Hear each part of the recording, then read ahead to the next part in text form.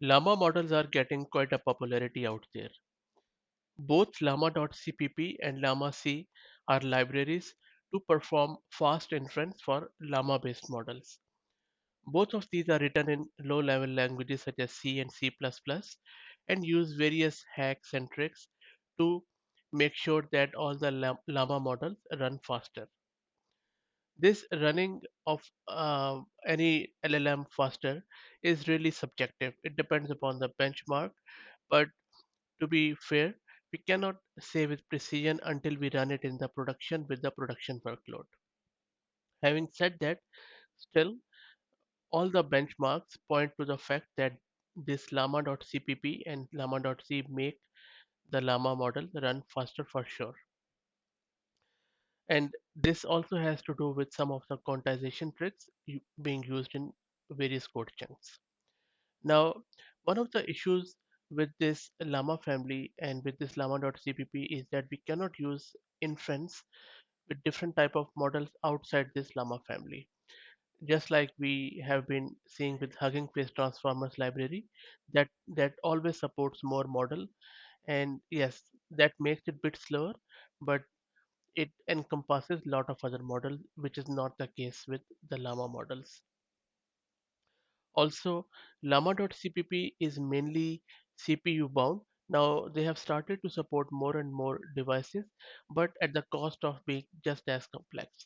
And there are also other libraries which are popping up every day, and they are not only faster, but they are also supporting more and more devices.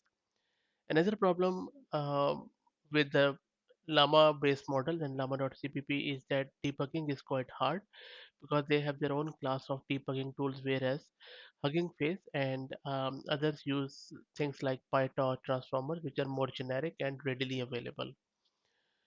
Now, there are a lot of things which are still to be tested with these Llama models, such as how debuggable these libraries are, because it is very easy to debug C code or C++ code, but when it is embedded deep inside this model, it is very hard. But still, I believe that this llama.cpp is quite nice because remember that the main goal of llama.cpp is to run the llama model using 4-bit integer quantization on a MacBook. And the whole implementation of this llama.cpp is without any dependencies, which makes it not only lightweight but also way faster.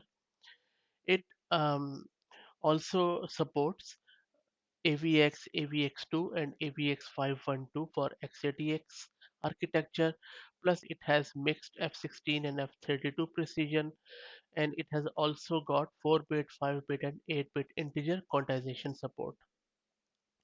Last but not least, it also supports Open BLAS, Apple BLAS, and a lot of other stuff in the BLAS area.